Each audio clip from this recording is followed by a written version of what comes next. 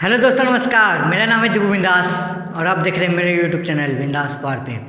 तो आज मैं आप लोग के लिए क्लास 9 का चैप्टर नंबर फर्स्ट लेके आया हूँ, जो फिजिक्स लेसन से रिलेटेड है, जिसमें से आपका फर्स्ट लेसन फिजिक्स में क्या पढ़ना है, विज्ञान और मापन के बारे में पढ़ना है। अगर आप ये वीडियो देख लेंगे तो विज्ञान और मापन का थोड़ा सा भी आपको प्रॉब्लम नहीं बचेगा दोस्तों। अगर थोड़ा सा भी अगर आपको प्रॉब्लम को बचेगा तो आप मुझे कमेंट जरूर कर सकते हैं दोस्तों।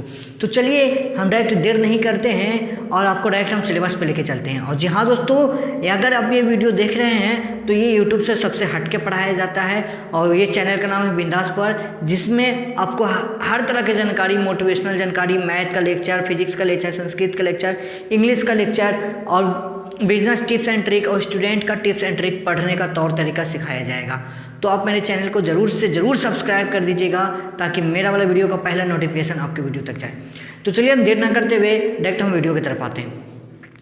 तो चलिए दोस्तों, हम सबसे पहले हम समझते हैं, पहला लेसन हमको पढ़ना है विज्ञान और मापन के बारे में। तो हम समझेंगे विज्ञान किसे कहते हैं, और का मतलब क्या होता है, मापन का मतलब क्या होता है दोस्तों।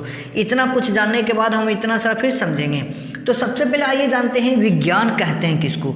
विज्ञान का यहाँ पे हम डिफिनेशन दे रखे हैं, सावधानी पूर्वक और क्रमबद्ध तरीके से किए गए प्रश्नों और परीक्षणों द्वारा प्राप्त ज्ञान को ही विज्ञान कहते हैं।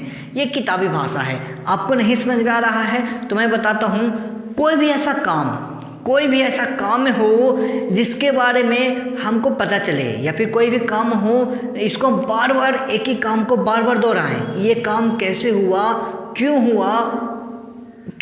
हो रहा है, कैसे हो रहा है, उस ज्ञान को हम पता करते हैं, वही ज्ञान को हम विज्ञान कहते हैं। हमें बोल रहा है सावधानी पूर्वक मतलब सावधान के रूप में, ठीक है ना, मतलब अटेंशन होके दिमाग एक जगह स्थिर रखे। जैसे में हमको मान ले जाए साबुन बन रहा है, ठीक है ना, साबुन का बन रहा है, या फिर हम प्रकाश के प्रवर्तन के बारे में पढ़ रहे हैं, कुछ भी हम पढ़ रहे हैं। जैसे हम आदमी के बारे में पढ़ रहे हैं तो आदमी का दिल का धड़कन क्यों धड़कता है, कैसे धड़कता है, आखिर क्या काम है, उसके बारे में जो हम जानकारी को हम जान गए हैं तो उसी को हम लोग उस ज्ञान को ही विज्ञान कहते हैं। यहाँ पे बोल रहा है सावधानी पूर्वक मतलब सावधान से, और क्रमबद्ध का मतलब होता है स्टेप बाय स्टेप।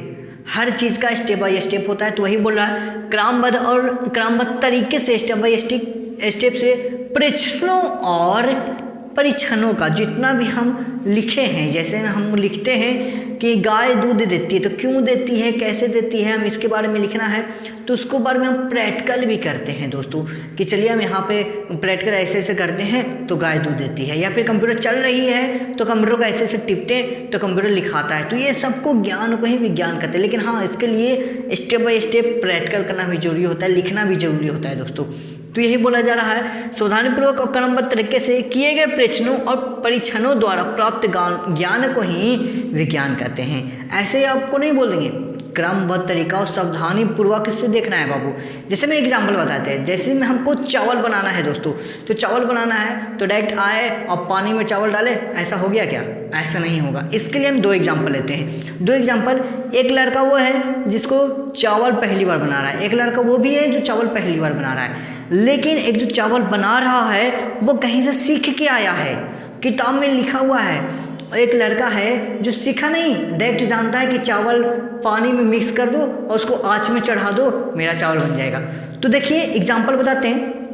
एक जो सीख के आया है उसको में स्टेप बाय स्टेप लिखा हुआ है कि बाबू जब चावल 2 गिलास लेंगे तो उसमें 4 गिलास पानी ऐड कर देना है और आँच को 30 डिग्री सेल्सियस पे आँच रखना है, और करीब 15 मिनट से ले 15 मिनट जैसे ही सीटी आएगा, पहला सीटी में मेरा चावल तैयार हो जाएगा, उसका अच्छा बन जाएगा। और जो ये है जो बिना सीखे आया है तो क्या करेगा, अंदाजे ही चावल ले लेगा, अंदाजे ही पानी ले लेगा, जिसके कारण वो क्या हो जाएगा, कभी चावल ज़्यादा गीला हो जाएगा या तो चावल चिपक जाएगा। पानी कम हुआ तो चावल चिपकेगा, पानी ज़्यादा हुआ तो चावल गल जाएगा। तो इसके वजह से क्या हुआ, ये लड़का को बहुत अच्छा ज्ञान हो गया। उसी को हम लोग विज्ञान कहेंगे। स्टेप बाय स्टेप हमको लिखा हुआ है, उसी को हम लोग विज्ञान कहेंगे दोस्तों। तब आप लोग क्या आगे होगा समझ में, विज्ञान का मतलब क्या हुआ।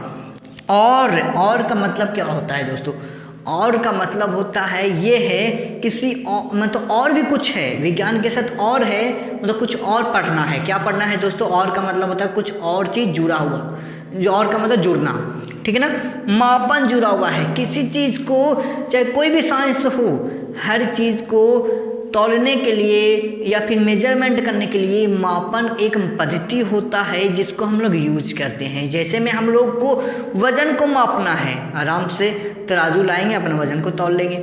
हम लोग का खून मापना है, तो खून का जो ब्लड प्रेशर होता है, ब्लड प्रेशर का जो मशीन है तो यहाँ पे लगाते हैं, फचकुच करते हैं, ब्लड प्रेशर नाप लिए। अब हमको टाइम को डिनोट करना है तो हम घड़ी पहने हुए टक टक टक की आवाज़ आ रहा, हम इसको सुन लिए। बॉडी का टेम्परेचर मारना है, थर्मामीटर लगा दिए, मेरा बॉडी का टेम्परेचर मापा गया। तो यही कहलाता है दोस्तों मापन, कुछ ना कुछ मापने वाला यंत्र, ठीक है।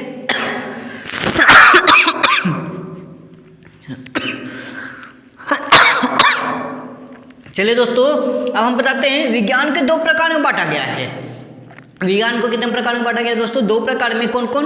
एक भौतिकी विज्ञान होता है जिसको हम फिजिकल साइंस बोलते हैं, और दूसरा जीव विज्ञान बोलते हैं जिसको लाइफ साइंस बोला जाता है। अब आइए भौतिकी विज्ञान किसे कहते हैं उसके बारे में हम समझते हैं। भौतिकी विज्ञान उस विज्ञान को कहते हैं जो निर्जीव वस्तु के बारे में पढ़ा जाए।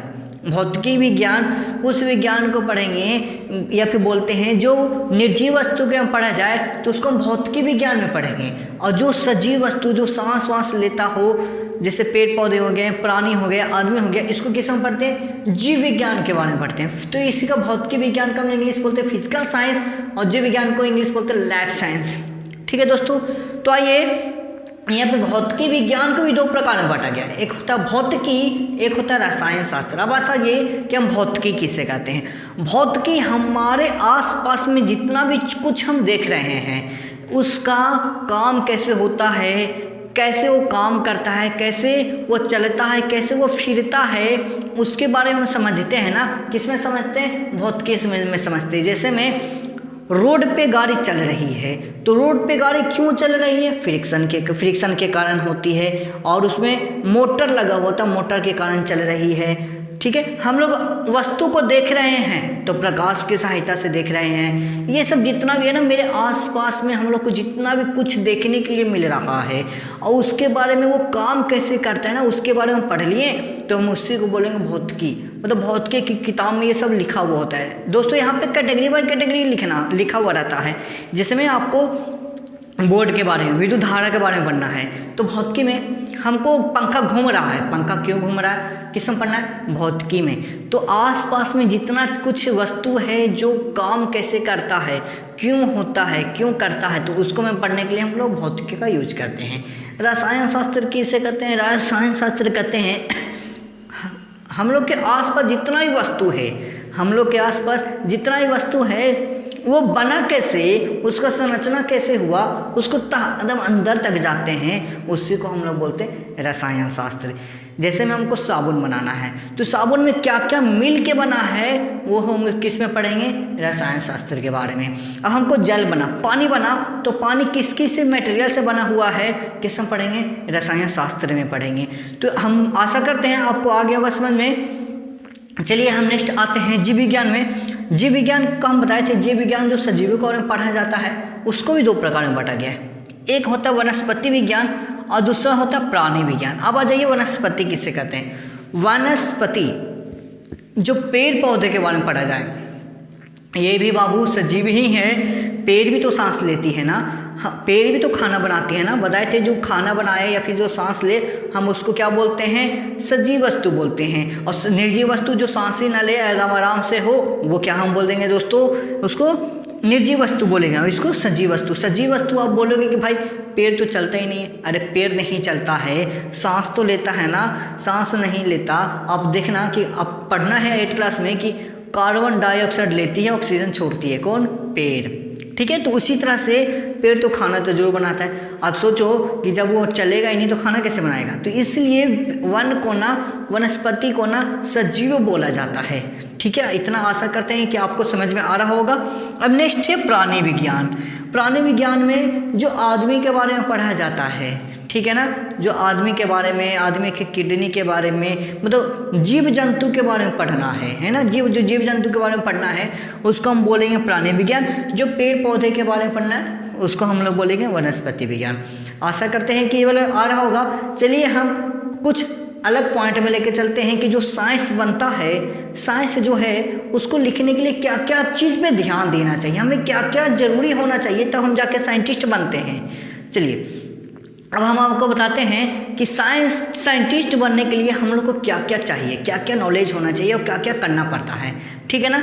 चलिए हम लोग सीखेंगे कि एक वैज्ञानिक को बनने के लिए, अगर कोई भी लड़का वैज्ञानिक बनना चाहता है या फिर कोई भी आदमी वैज्ञानिक बनना चाह रहा है तो इसके लिए क्या क्या उसको ट्राई करना चाहिए, यानी वैज्ञानिक विधि क्या क्या है, यानी जो वैज्ञानिक है, ठीक है, ऑलरेडी जो वैज्ञानिक है उसको क्या क्या करना पड़ता है, क्या क्या काम करते हैं। तो सबसे पहले यहाँ पे हम आपको लिखे हैं, जब कोई आदमी वैज्ञानिक बनता है तो वैज्ञानिक विधि अपनाना पड़ेगा। वैज्ञानिक विधि किसे कहते हैं? वैज्ञानिक विधि वैसा विधि को बोलते हैं जो हर वैज्ञानिक एक ना एक विधि वो हर काम दोहराते हैं, ठीक है ना दोस्तों, उसको हम लोग वैज्ञानिक विधि कहते हैं। मतलब वैसा विधि जो वैज्ञानिक के द्वारा बनाया गया हो, है ना। तो मतलब उनका कहने का मतलब जब कोई वैज्ञानिक बने तो इनके ये काम से गुजरना पड़ेगा। कौन कौन काम से गुजरना पड़ेगा दोस्तों, वो देख लीजिए। तो वैज्ञानिक विधि 5 प्रकार के होते हैं, ठीक है दोस्तों। कौन कौन होते पहले देख लिए। घटनाओं को सावधानीपूर्वक किया गया परीक्षण, मतलब जो घटना हुआ उसको हमको सावधानीपूर्वक रह के उसको परीक्षण करना, मतलब प्रैक्टिकल करना। जैसे में हम लेते हैं क्या, जैसे में हम मान लिए कि हम चावल बना रहे हैं दोस्तों, चावल बना रहे हैं तो चावल ये बन गया, उसको हम प्रैक्टिकल करेंगे कि अगर हम 1 गिलास चावल में 2 गिलास पानी डालते हैं या 1 गिलास चावल में 4 गिलास पानी डालते हैं तो क्या होता है, उसको हम प्रैक्टिकल करते हैं। तो ये बोला जो घटना हुआ उसको सावधानीपूर्वक किया गया परीक्षण, जो घटना हो गया उसको सावधानीपूर्वक से हम उसको क्या करेंगे, फिर से हम काम करेंगे, उसको फिर से परीक्षण करेंगे, फिर उसको जांच पड़ताल करेंगे। जांचने के बाद हमको एक लाइन पे आएगा, ठीक है ना दोस्तों, वही बोला जा रहा है। तो दूसरा क्या बोल रहा है, संभावित कारणों के अनुमान लगाना। जो संभव कारण है उसको तो ऐसा हुआ नहीं, उसको हमको क्या करना है, अनुमान लगाया जा सकता है कि ऐसा हुआ तो ऐसा प्रॉब्लम हो रहा है, मतलब ऐसा क्या करना है, एक अनुमान लगाया जा रहा है, उसको अनुमान। जैसे एग्जांपल बताते हैं, जैसे में हम आपको, जैसे में चावल बना रहे हैं तो चावल क्यों बना, कैसे बन रहा है, कितना डिग्री सेल्सियस पे डाल रहे हैं तो हमको बनना, उसको हम सिर्फ अनुमान लगा सकते हैं, है ना, कि हमको 15 डिग्री सेल्सियस पे हम करेंगे तो आज कम होगा, उसको हम 30 डिग्री सेल्सियस पे रखेंगे।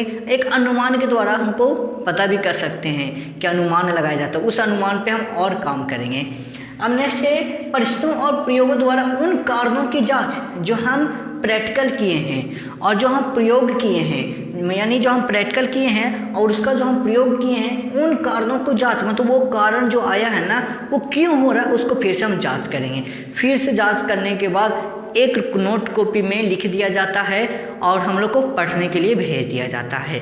आप ध्यान से समझिए, बोला जांचों के आधार पर किसी निष्कर्ष पर पहुंचना। सबसे पहले ये हम घटना हुआ इसको फिर से हम क्या करेंगे, प्रैक्टिकल करेंगे। जो भी घटना हुआ इसको फिर से हम क्या करेंगे, प्रैक्टिकल करेंगे। 1 बार नहीं हुआ, 2 बार नहीं हुआ, 3 बार नहीं हुआ, फिर चौथा बार हम करेंगे, 5वां बार करेंगे।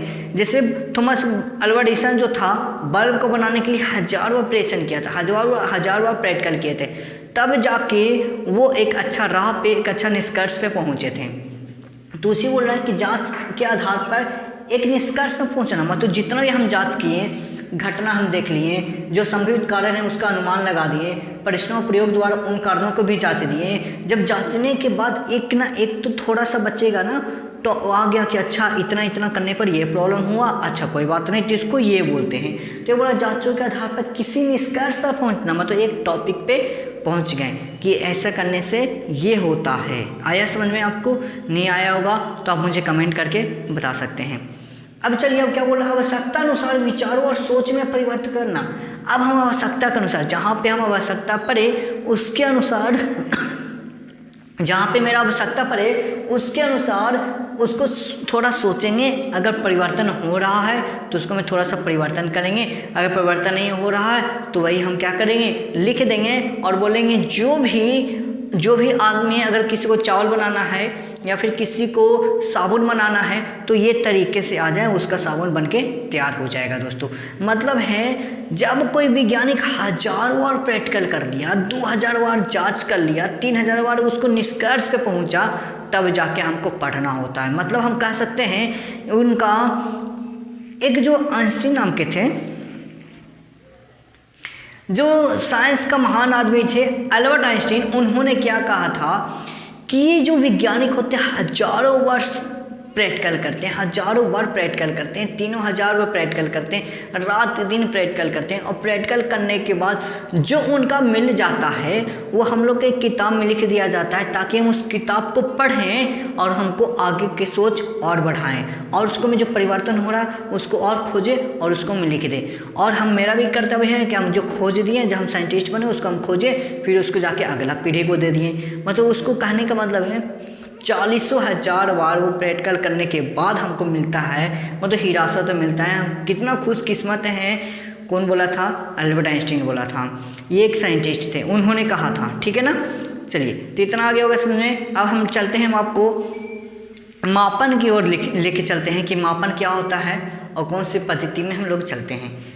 ठीक है दोस्तों, तो तब तक के लिए इसको देख लीजिए, इसको आप चाहेंगे तो लिख भी सकते हैं। ठीक है, अगर आपको समझ में नहीं आ रहा होगा तो आप मुझे कमेंट करेंगे। अब हमको मापन और मात्रक पढ़ना है, तो आइए हम बताते हैं आपको मापन किससे करते हैं, मात्रा किससे करते हैं।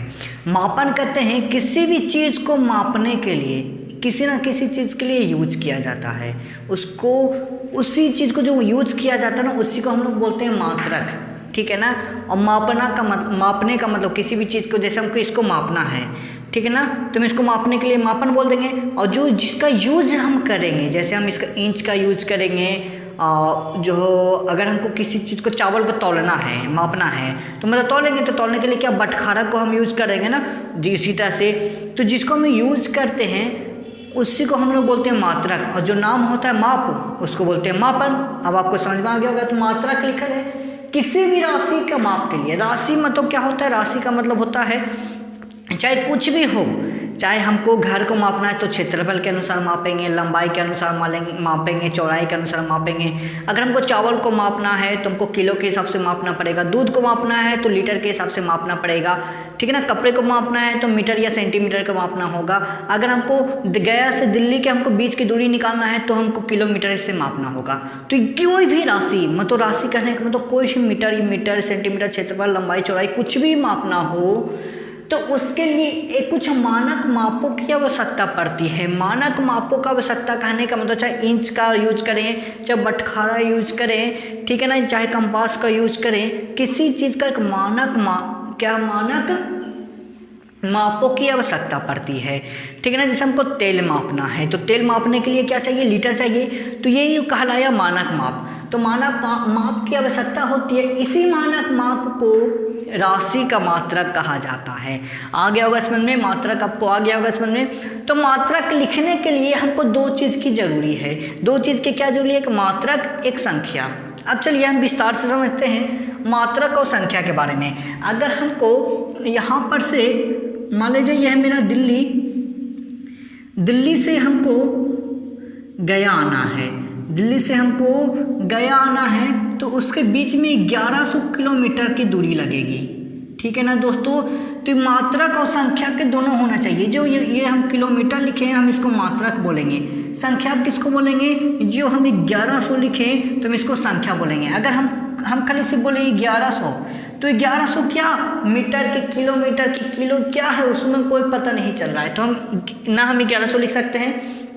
अगर हम सिर्फ और सिर्फ किलोमीटर लिखते तो किलोमीटर कितना kilometre, 1 kilometre, 2 kilometre, 3 kilometre, 4 kilometre, ये सब हमको पता ही नहीं है। तो याद रखिए किसी चीज़ को मापने के लिए हमको मात्रक और संख्याक दोनों होना चाहिए। इसको हम लोग बोलते हैं संख्या, जिसको संख्याक बोलते हैं, इसको हम लोग बोलते हैं मात्रक। तो दोनों के होना चाहिए। चलिए इतना आगे होगा समझ में। अब हम चलते हैं कि भौतिकी राशियाँ किसको बोलते हैं। भौतिकी राशियाँ जो हम यहाँ पर बताए थे, राशि जैसे कुछ किसी भी चीज़ को मापा जाता है, किसी भी चीज़, हमको घर को माप रहे हैं तो क्षेत्रफल के हिसाब से या लंबाई चौड़ाई के हिसाब से मापेंगे। इसी टाइप के भौतिकी राशियाँ किसे कहते हैं? भौतिकी के नियम को जिन पदों में व्यक्त किया जाता है। भौतिकी हम बताए थे, जो हम आसपास में कुछ भी देख रहे हैं उसके बारे में पढ़ना होता है, काम कैसे कर रहा है उसके बारे में पढ़ना होता है, तो हम इसको भौतिकी बोलते हैं। तो भौतिकी का एक नियम होता है, जैसे हमको घर को मापना है तो क्षेत्रफल के हिसाब से मापेंगे, अगर हमको दूध को मापना है तो लीटर के हिसाब से मापेंगे। यही बोल रहा रहा है कि भौतिकी के नियम को जिन पदों में व्यक्त किया जाता है, कोई पद तो है ना, जैसे में हमको दूध को माप रहे हैं तो लीटर में हम व्यक्त किए, तो उसको हम व्यक्त किए, उन्हीं को हम लोग भौतिकी राशियाँ कहते हैं। चलिए इतना आगे होगा क्लियर। तो भौतिकी राशियाँ के 2 प्रकार में बांटा गया है। हम लिख दें कि भौतिकी राशियाँ को 2 प्रकार में बांटा गया है। एक होता है आधारी राशियाँ, दूसरा होता है व्युत्पन्न राशियाँ। आधारी का मतलब ही होता है स्वतंत्र, कोई टेंशन नहीं। जैसे हम लोग बचपन में पढ़े थे व्यंजन, जैसे स्वर वर्ण और व्यंजन वर्ण पढ़े थे, एकदम सेम टू सेम इसमें है। स्वर वर्ण हम किसको बोले थे कि व्यंजन को सहायता से नहीं लिखी जाती है, स्वतंत्र रूप से लिखी जाती है। व्यंजन वर्ण जो स्वतंत्र की सहायता से लिखी जाती है, मतलब क्या, स्वर वर्णों की सहायता से लिखी जाती है। एकदम सेम टू सेम इसमें भी है। आधारी राशियाँ किसे कहेंगे, जो स्वतंत्र मानी जाती है या लिखी जाती है, उसे आधारी राशियाँ कहते हैं। आपको एकदम समझ में आएगा, पहले दोनों का डिफिनेशन समझ लीजिए। जैसे में लंबाई हो गया, द्रव्यमान हो गया, समय हो गया, ताप हो गया, ये सब हम लोग बोलते हैं आधारी राशियाँ। व्युत्पन्न राशियाँ किसको बोलते हैं, जो आधारी राशियाँ की सहायता से लिखी जाती है। जब तक आधारी राशियाँ ना हो तब तक हम लिखे ही नहीं जाएंगे। एग्जाम्पल में देख लीजिए, क्षेत्रफल हो गया, आयतन हो गया, बल हो गया। अब हम इसको विस्तार से समझाते हैं। विस्तार से समझने के लिए अगर हम क्षेत्रफल लिखेंगे तो क्षेत्रफल हम लोग क्या लिखना पड़ेगा कि जो क्षेत्रफल होता है हम इसको क्या करते हैं, सेंटीमीटर स्क्वायर में लिखते हैं या मीटर स्क्वायर में लिखते हैं। यही ना हुआ दोस्तों। तो क्षेत्रफल को लिखने के लिए सेंटीमीटर मीटर का यूज कर रहे हैं, तो सेंटीमीटर मीटर का यूज कौन करते हैं, लंबाई में ही, है ना दोस्तों। तो जब तक हम इसके सहायता नहीं लेंगे तब तक हमको ये माने नहीं होगा। जैसे में आयतन हो गया, आयतन को हम लिखने के लिए किसका यूज करते हैं दोस्तों, आयतन को हम लोग लिखते हैं मीटर क्यूब में। तो हम देखें तो आधारी राशियों के ना सहायता से हम लिख रहे हैं। याद रखिए, जहाँ पे मीटर स्क्वायर रहता है हम समझ जाते हैं कि मेरा क्या है, क्षेत्रफल में दिया हुआ है। जहाँ पे हमको मीटर के क्यूब रहता है, घन मीटर जिसको बोलते हैं, उसको वर्ग मीटर बोलते हैं, तो हम समझ जाते हैं कि आयतन लिखा हुआ है। तो क्या ये जब रहेगा तभी ना हम पहचानेंगे। तो यही होता है कि क्षेत्रफल को मान हम निकालते हैं तो जो मीटर मतलब इसकी सहायता से लिखी जाती है। जब तक ये नहीं रहेगा ना, ये हमको होगा नहीं। या फिर हम बोल सकते हैं जो क्षेत्रफल हम जो लिखें हम इसके लिए मापते हैं, हो गया ना, इसकी सहायता से हम लोग मापते हैं। जैसे हमको घर को मापना है तो घर का क्षेत्रफल हो गया, तो क्षेत्रफल को कैसे मापेंगे, लंबाई और चौड़ाई से। तो लंबाई और चौड़ाई है क्या, आधारी राशियाँ हैं। आ गया होगा समझ। चलिए आपको इतना क्लियर हो गया होगा, नहीं क्लियर हो गया होगा तो आप मुझे कमेंट जरूर कर दीजिएगा। चलिए आपको नेक्स्ट स्टेप में लेके चलते हैं। नेक्स्ट स्टेप में क्या क्या पढ़ना है दोस्तों। चलिए तो अब हम दोस्तों सीखेंगे मात्रकों के पद्धति के बारे में। मात्रकों के पद्धति के बारे में हम सीखेंगे अब। तो मात्रकों की पद्धति क्या होता है, दुनिया में कुछ भी ऐसा चीज़ है तो इन्हीं पद्धति के अनुसार हम लोग कुछ भी मापा जाता है। किसी भी चीज़ को इन्हीं पद्धति के अनुसार मापा जाता है। तो सबसे पहले समझ लेते हैं मात्रकों को पद्धति क्या होता है। तो आधारी राशियाँ और व्युत्पन्न राशियाँ के पूरे समूह को मात्रकों को पद्धतियाँ कहते हैं। चाहे वो आधारी राशियाँ में है, चाहे वो व्युत्पन्न राशियाँ का हो, दोनों के समूह, चाहे कुछ भी हो, दोनों के समूह को हम लोग क्या बोलते हैं, ये बोलते हैं मात्रकों का पद्धति। तो मात्रकों को पद्धति के लिए पूरे विश्व में, पूरे वर्ल्ड में 3 चीज़ का प्रयोग किया जाता है। क्या चीज़ का, फुट पाउंड सेकंड, मतलब FPS, ब्रिटिश पद्धति इसको बोलते हैं। मतलब ब्रिटिश शासन जब हुआ था तो ब्रिटिश सरकार इसको यूज किया करते थे फुट पाउंड सेकंड के लिए। और फिर और भी यूज होने लगा सेंटीमीटर ग्राम सेकंड, जिसको CGS बोलते हैं, मीट्रिक पद्धति बोलती है, मीट्रिक पद्धति बोलते हैं। इसको यूज करने के लिए सेंटीमीटर, ग्राम और सेकंड का भी यूज होता है पूरे वर्ल्ड में। और पूरे वर्ल्ड में किसका यूज होता है, मीटर, किलोग्राम, ये सेकंड का यूज किया जाता है। ये सबको जितना भी है ना 3 चीज़, हम इसको बोलते हैं मात्रकों को पद्धति। अब देखिए आधारी राशियाँ के लिए पूरे विश्व में आधारी राशियाँ 7 प्रकार के होते हैं। कौन कौन होते हैं वो देख लिए। एक लंबाई होता है जिसको मीटर से सूचित करते हैं, मीटर लिखते हैं, ठीक है ना, लंबाई को मीटर से मापते हैं और उसको एम से सूचित किया जाता है। द्रव्यमान का मतलब कोई भी द्रव्यमान किसको बोलते हैं, वस्तु को बोलते हैं। वस्तु को कोई भी चीज़ को किलोग्राम से मापते हैं, जिसको केजी से डिनोट किया जाता है। याद रखिए जो हम केजी लिखते हैं ये स्मॉल लेटर में लिखना है, बड़ा अक्षर में नहीं लिखना है। जैसे हमको 3 kg लिखना है तो 3 बड़ा kg में नहीं लिखेंगे, 3 छोटा kg लिखेंगे, मतलब ये स्मॉल लेटर में लिखना होता है, ठीक है ना। उसी तरह से विद्युत धारा को हम लोग एम्पियर से मापा जाता है, जिसको ए से सूचित किया जाता है, ठीक है ना।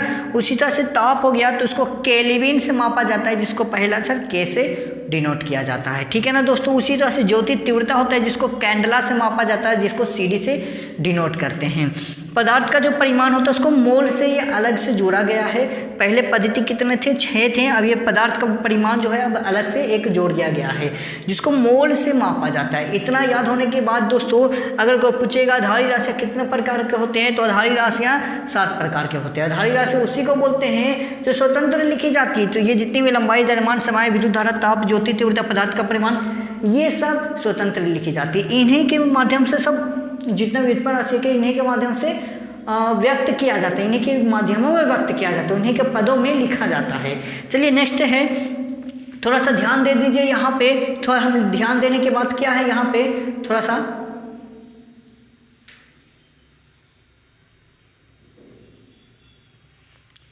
ध्यान देने के बाद है यहाँ पे कि मात्रक को कभी हिंदी में नहीं लिखते हैं, मतलब मात्रक को कभी हिंदी में नहीं लिखते हैं। जैसे में हमको लिखना रहेगा 2 किलो, तो हम लोग कभी भी 2 किलो का शॉर्ट फॉर्म किलोग्राम नहीं लिखना है, ऐसे हमको नहीं लिखना है, हमको लिखना है 2 kg। मतलब चाहे हिंदी हो चाहे इंग्लिश, हमेशा हम लोग क्या करते हैं, केजी का ही यूज करते हैं, ये इस तरह का। दूसरा लिखा हुआ मात्रक को हमेशा स्मॉल लेटर में लिखना चाहिए। जितना भी मात्रक है, जैसे एम लिखें तो स्मॉल एम, केजी लिखें तो स्मॉल केजी, एस लिखें तो स्मॉल एस। एम्पियर जो हम लोग लिखे हैं, एम्पियर का मतलब ए होता है, कुछ अलग होता है, इसलिए हमको एम्पियर को कैपिटल ए से सूचित किए हैं। और केल्विन का मतलब जो हम बड़ा के लिखेंगे ना, तो इसको बड़ा के का मतलब होता है बड़ा ताप, यहाँ पर हम लिख दिए हैं। छोटा के लिखेंगे तो समझेंगे छोटा केजी है, और बड़ा के का मतलब है केल्विन, मतलब जब बड़ा के लिखा हुआ रहेगा तो हम इसको समझेंगे ये ताप में लिखा हुआ है। तो मैंने लिए यहाँ पर लिखा हुआ है कि किसी मात्रकों को स्मॉल ही लेटर में लिखना चाहिए, और जब 2 लेटर आपस में मिल जाए, जैसे यहाँ पे केजी और के दोनों एक जैसा लग रहा है, इसलिए हमको वो क्या हम स्मॉल कर दिए, वो क्या कैपिटल में कर दिए, इसके वजह से यही एक कारण है। और दूसरा मात्रकों को लिखने के लिए सिंगुलर नंबर का प्रयोग करना चाहिए। एग्जाम्पल जैसे हम बताते हैं, जैसे में हम 5 ग्राम लिखते हैं तो 5 ग्राम से हम लोग कभी नहीं लिखेंगे, ऐसे एस या ईएस नहीं लिखना है, हमको लिखना है 5 ग्राम के 5 ग्राम ही लिखना है दोस्तों। अब कभी भी जी के साथ मीटर नहीं जोड़ना है, अगर हम ग्राम के साथ मीटर जोड़ दें तो ग्राम मीटर हो जाएगा। हमको 5 ग्राम लिखना है तो 5 जी ही लिखेंगे, तो 5 जी का मतलब समझेंगे कि 5 ग्राम है। इतना होने के बाद और हम समझते हैं छोटा के का मतलब केजी होता है, जिसको द्रव्यमान में यूज करते हैं किसी भी चीज़ को मापने के लिए। अगर हम छोटा के लिखेंगे ना तो हम समझ जाएंगे क्या कि ये किलोग्राम है। अगर हम बड़ा लिख देंगे तो केल्विन ग्राम हो जाएगा दोस्तों। तो बड़ा अक्षर में नहीं लिखना, अगर बड़ा अक्षर में रहेगा तो केल्विन हो जाएगा, यहाँ पर लिख दिए। और ताप लिखने के बाद हम लोग क्या करते हैं, डिग्री का प्रयोग नहीं करना चाहिए। जब हम लोग लिखते हैं ताप, यहाँ पे जैसे में हमको ताप लिखना है तो हम लिखेंगे 256 के लिख देंगे, हम डिग्री नहीं लिखेंगे दोस्तों। अगर हम 256 डिग्री के लिख देंगे तो ये गलत हो जाएगा, क्योंकि के का मतलब हम समझ जाते हैं, जहाँ पे के लिखा हुआ रहता है बड़ा में तो हम समझ जाते हैं मेरा क्या ताप लिखा हुआ है दोस्तों। तो यही सब थोड़ा सा पहला लेसन में पढ़ना है। अगर आपको किसी भी चीज़ का प्रॉब्लम हुआ होगा, किसी भी थोड़ा का डाउट हुआ होगा, तो आप मुझे लाइक तो नहीं, कमेंट ज़रूर कर सकते हैं।